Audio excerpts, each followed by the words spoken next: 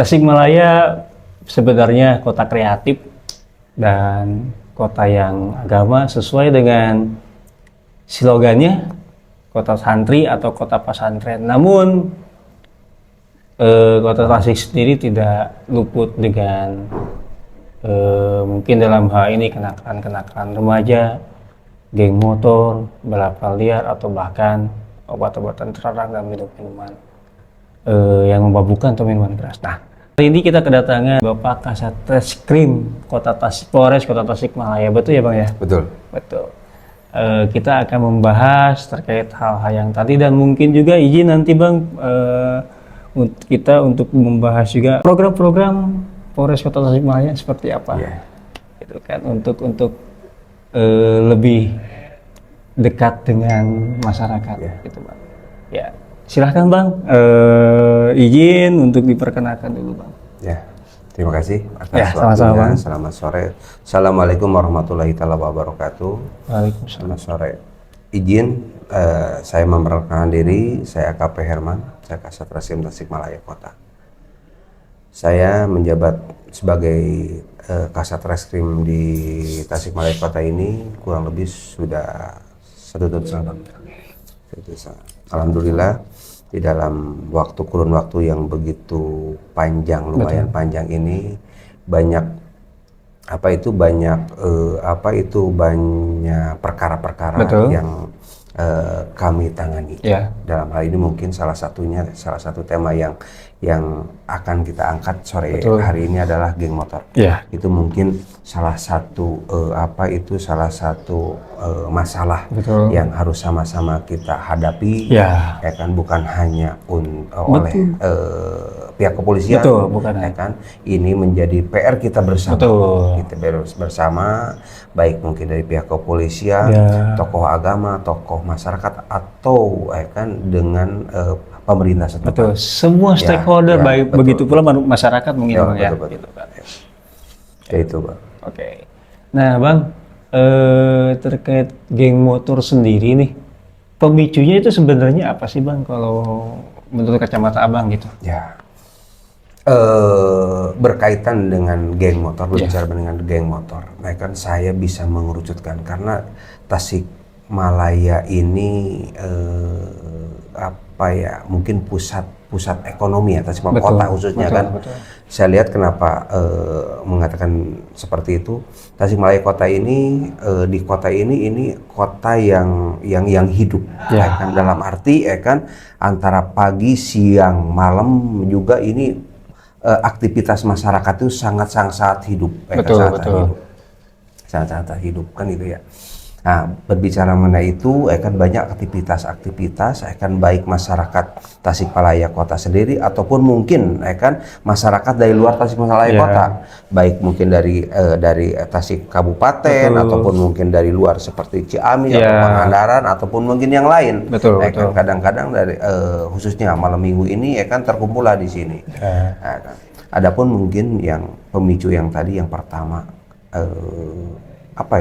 yang menjadi pemicu pertama itu adalah minuman keras kan gitu kan, obat-obatan terlarang, ya kan? Sehingga dia secara pribadi pada saat dia minum minuman keras itu kan mungkin secara kualitas dirinya dia menurun, tapi secara keberanian dia meningkat. Adrenalin Bang ya. Adrenalin, apalagi ya kan dia ini kan melakukan itu dengan cara bergerombol ataupun mungkin banyak orang, sehingga nyalinya itu dia semakin meningkat lagi. Betul. Berarti dengan minuman keras dan obat-obatan pun itu menjadi dampak dan efek Bang ya. Sangat. Sementara untuk cara untuk pencegahannya, program dari pencegahannya sendiri udah seperti apa Bang? Mohon maaf kalau bisa izin, misalnya untuk penumpasan minuman keras ataupun obat-obat terlarang. Ya, terima kasih. Jadi Pak Kapolres Tasikmalaya Kota, dalam hal ini Pak Andi Purwanto, ini menitik beratkan akan kepada sat baik sat narkoba ataupun sat reskrim, itu tiap hari kan kami sebagai Kasat Reskrim kan itu kan ada piket. Ya. Ada piket kan unit-unit. Betul. Yang mana saya saya menitikberatkan ke unit yang piket itu harus dia razia minuman keras. Minum-minuman keras kan atau minum-minuman beralkohol. Betul. Beralkohol kan dan dibawa langsung ke ke Polres. Ya. Tentunya kan dengan harapan bahwa mudah-mudahan dengan adanya kan kita operasi minuman itu akan menekan kejadian tindak pidana itu yang berawal dari minuman keras itu sendiri. Nah kan kalau saya sendiri Bang ya, kan saya juga kan sering karena transportasi saya lumayan, saya orang lapangan Bang. Itu kan terkadang apalagi waktu itu saya masih buka coffee shop di Kawalu, saya rumah di Indihang Bang, otomatis ujung ke ujung. Ya. Kadang itu pulang itu bisa nyampe jam 1 saya baru pulang, jam 1 malam. Subuh ya? Subuh, ya. Itu terkadang ada beberapa jalan yang memang saya hindari. Ya. Kan kalau misalnya secara logikanya Bang, dari Kawalu lebih deket ke jalan yang Mangkubumi, arah Mangkubumi, beneran gitu kan. Cuman karena mungkin ya akhirnya jadi mungkin bisa jadi, mohon maaf Bang, bisa jadi rahasia umum. Ya. Antara dari jalan Lanut sampai jalan Mangkubumi mungkin ya, Gubernur Suaka Mas Udi, itu sudah jadi rahasia umum bahwa tempat itu rada agak rawan gitu Bang. Rawan, itu bagaimana Bang menyikapinya itu? Ya terima kasih. Ya intinya bahwa setelah mempelajari dari kejadian-kejadian kejahatan yang dilakukan yang diduga oleh geng motor ataupun berandalan bermotor itu dia melakukannya itu di jam kecil. Artinya apa? Jam 1, jam 2, jam 3 kan gitu kan, itu dini hari. Kenapa dia melakukan? Mungkin ada niat dan kesempatan. Kan? Ada niat udah jelas, kan ada kesempatan. Kesempatan itu apa? Kebanyakan dia ini melihat tempat-tempat, kan tempat-tempat yang mana menurut mereka itu aman. Apa? Contoh misalkan kurangnya penerangan jalan ataupun mungkin jalan sepi kan gitu kan. Nah, itu yang saya pelajari seperti itu. Adapun untuk mengantisipasi kejadian tersebut, kami sudah kolaborasi dengan pemerintahan setempat. Mungkin kan saya sudah koordinasi dengan pemerintah setempat untuk memasang penerangan-penerangan di jalan-jalan yang gelap. Sehingga minimal niat dari mereka dalam hal ini tanda kutip berandal bermotor ataupun geng motor itu pada saat dia akan melakukan tindak pidana tersebut ininya terang mungkin dia berpikir satu itu. Yang kedua, kami juga sedang kolaborasi dengan pemerintah setempat untuk memasang CCTV Bang. Untuk memasang CCTV di spot-spot tertentu. Kan? Di spot-spot tertentu supaya apa? Supaya pada saat terjadi tindak pidana itu memudahkan kami pihak kepolisian untuk mengungkap itu. Karena banyak kasus terungkapnya suatu perkara tindak pidana itu berawal dari CCTV Bang. Seperti itu. Memang saya juga termasuk orang yang alhamdulillah bersyukur dengan adanya CCTV. Itu Bang. Termasuk ATCS Tasikmalaya. ATCS gitu kan. Ya tadi Bang, saya orang mobilisasi itu kan. Bisa dari Indihang ke Kawalu, bisa dari Indihang ke sini dan lain-lain gitu kan.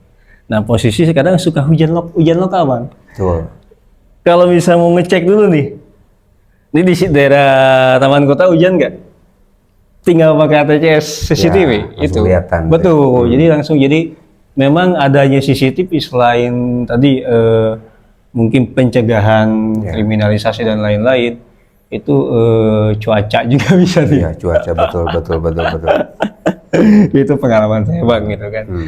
Nah untuk terakhir Bang, program sosialisasi program Kapolres sendiri, Polres Kota Tasikmalaya sendiri seperti apa Bang sekarang ini?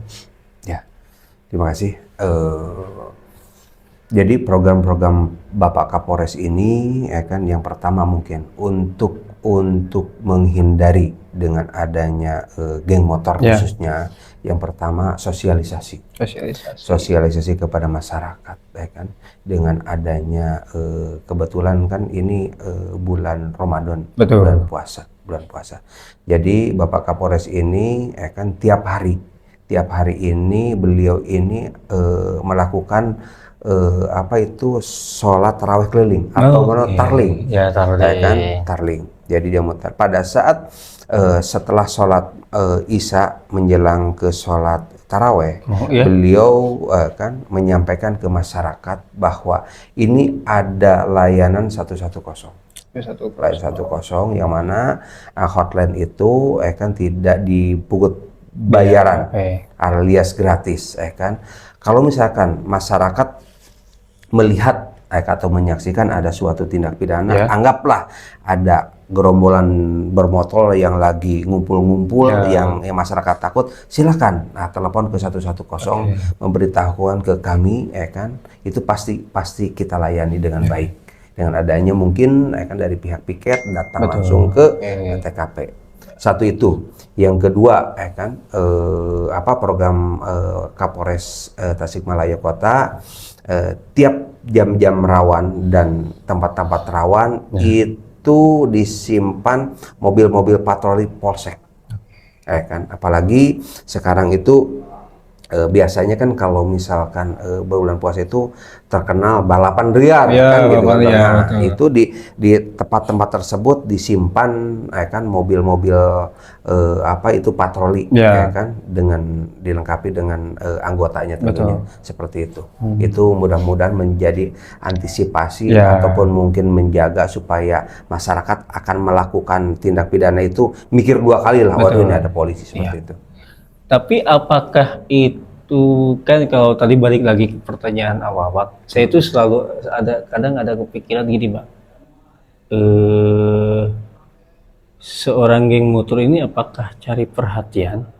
Karena kan kalau dilihat dari segi fondasi latar belakangnya, apakah di rumahnya seperti apa, atau lingkungannya seperti apa, atau bahkan si ekspresinya tidak tersalurkan gitu, Bang. Nah, kan yang saya lihat, mohon maaf, ketika tertangkap oleh kepolisian hanya diberikan pembinaan, gitu kan, dipulangkan, mungkin bisa saja diberikan pembinaan juga oleh orang tuanya. Namun yang masih belum terlihat itu apakah selalu dipertanyakan terkait kehobiannya, Bang.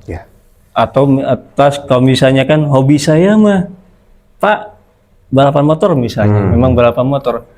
Apakah sudah ada program untuk disediakan juga lintasannya dan event-eventnya seperti itu, atau gimana, Bang? Itu terima kasih. Gini, berbicara mengenai latar belakang, kan, latar belakang orang-orang yang diduga geng motor itu, kalau saya bisa mengerucutkan kembali, kan, bahwa kebanyakan tindak pidana yang dilakukan oleh mereka itu adalah dilakukan oleh anak di bawah umur.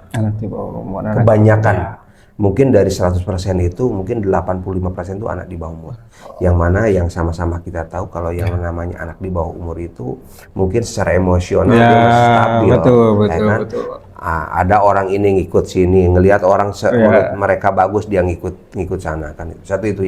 Yang kedua, kebanyakan mohon maaf, kebanyakan dia terlahir dari keluarga yang tidak utuh. Yang tidak utuh. Itu faktor yang sangat dominan. Artinya apa? Artinya keluarga yang tidak utuh itu bahwa mohon maaf, bapak dan ibunya itu sudah berpisah. Ibunya sudah punya suami lagi, punya kehidupan lagi, bapaknya sudah punya kehidupan lagi. Artinya si anak ini bingung, mungkin mau ke ibunya juga malu sama bapak tirinya, mau ke bapaknya juga malu sama ibu tirinya. Sehingga dia ini bingung dia mau kemana. Itulah dia salah satu meluangkan ekspresinya itu ke ngumpul sama teman-teman yang gak jelas itu. Betul. Ya kan? Dan akhirnya ya, Seperti itu, ya kan. ya memang saya juga setuju Bang, karena banyak juga teman-teman saya yang mohon maaf keluarganya tidak utuh, gitu kan, lebih mengekspresikan ke hal-hal seperti itu, gitu kan. Ketika ditanya, ya orang Eka sehari ngaduna, sering ada bahasanya seperti orang sehari ngaduna. Saya ke siapa lagi? Saya butuh sebenarnya butuh kalau bisa rangkulan butuh rangkulan gitu kan, butuhkan rangkulan kasih sayang. Betul, kasih sayang, apalagi dari seorang ibu dan ayah kandungnya gitu Bang. Cuma dia terkadang ya seperti itulah, banyak juga yang teman-teman kita di sana di luar sana yang ya gitulah. Karena gini Bang, izin logikanya gini, yang saya sampaikan tadi bahwa kejahatan yang diduga oleh geng motor atau berandal motor itu kan dia lakukan di jam-jam kecil. Jam 1, jam 2, jam 3. Karena logikanya kalau anak yang normal, hidupan normal, jam-jam segitu udah tidur di rumahnya, kan? Ini berkeliaran ada apa? Ada sesuatu kan, gitu. Kan? Logika sederhana seperti itu, Bang. Betul, iya Bang. Jadi kemungkinan kalau misalnya keluarganya, mohon maaf sekali lagi, keluarganya utuh, bener terus di WA-an gitu. Iya, dicarekan kan. Kan kamu jangankan ini yang mau, saya juga mungkin orang tua Bang. Betul. Anak saya belum datang jam 8 aja, kan saya udah marah-marah, udah saya telepon, udah saya WA kan gitu kan. Ini jam 1, jam 2, jam 3 kan gitu ya. Berarti kan ada sesuatu nih kan seperti itu. Oke Bang, terima kasih Bang. Ya, sama-sama Bang. Sudah mau ke studio yang kalah kadarnya ini. Terima kasih. Luar biasa ini. Ya alhamdulillah ini masih merintis Bang. Gitu kan. Ya mudah-mudahan dengan adanya silaturahmi kita juga bisa, ya tadi Bang ya, semua tidak bisa bekerja satu orang gitu Bang. Betul. Gitu kan. Apalagi budaya kita mungkin ya Bang ya, budaya Indonesia itu dan Sunda itu gotong royong gitu. Betul. Ya kalaupun misalnya ada yang bisa dikolaborasikan nanti gitu kan, ya kita bisa inilah gitu kan. Boleh. Betul Bang. Dan kita juga mungkin Bang untuk salah satunya meminimalisir hal-hal yang mungkin negatif untuk anak-anak muda itu. Sekarang kita akan insya Allah di bulan Mei Juni akan ada Jambore Sunda. Itu kita akan kalau programnya ininya hampir sama dengan pramuka. Cuman mengenalkan budaya-budaya Sunda. Kayak zaman dulu mungkin kita permainan egrang, pecele gitu Bang. Nah, orayan betul gitu kan. Sekarang digalakkan lagi dan akan bukan hanya itu juga, nanti ada lomba mode, ada fashion show juga, tapi dengan busana yang khas Sunda itu Bang. Itu kan disitulah ya Jambore Sunda nanti ini yang ya salah satunya visi misinya kita untuk memberikan generasi muda ini supaya paham lagi, tahu lagi akar budaya seperti apa. Karena menurut saya akan menghancurkan suatu negara, hancurkan dulu budayanya. Betul. Gitu Bang. Ya, terima kasih Bang. Sama-sama Bang. Sudah datang. Barangkali ada yang mau pesan ke teman-teman yang menonton Bang. Ya. Izin. Ya, terima kasih. Ini waktu yang baik ini mungkin sedikit saya menyampaikan ke para orang tua. Kebetulan saya juga orang tua juga kan gitu kan. Tolong awasi anaknya masing-masing. Tolong awasi pergaulannya. Tolong awasi anak kita waktu pulangnya, sehingga kita sebagai orang tua bisa meminimalisir apa yang dilakukan oleh anak-anak kita. Karena anak-anak kita ini adalah aset negara, aset bangsa yang harus kita lindungi, yang harus kita jaga, yang harus kita jaga. Yang pasti negara ini akan nanti dilanjutkan oleh generasi-generasi muda, yaitu salah satunya anak kita. Itu aja, terima kasih. Ya. Terima kasih Bang. Ya. Anak muda atau orang muda akan menjadi cikal bakal Indonesia 2045 menjadi generasi emas, dan kita harus sadar bahwa Indonesia orang-orang kreatif, anak muda Indonesia orang-orang kreatif, anak-anak muda Indonesia orang-orang yang pintar dan cerdas, dan tetap bersikukuh kepada agama dan budayanya. Terima kasih yang sudah menonton. Assalamualaikum warahmatullahi wabarakatuh. Sampurasun. Waalaikumsalam.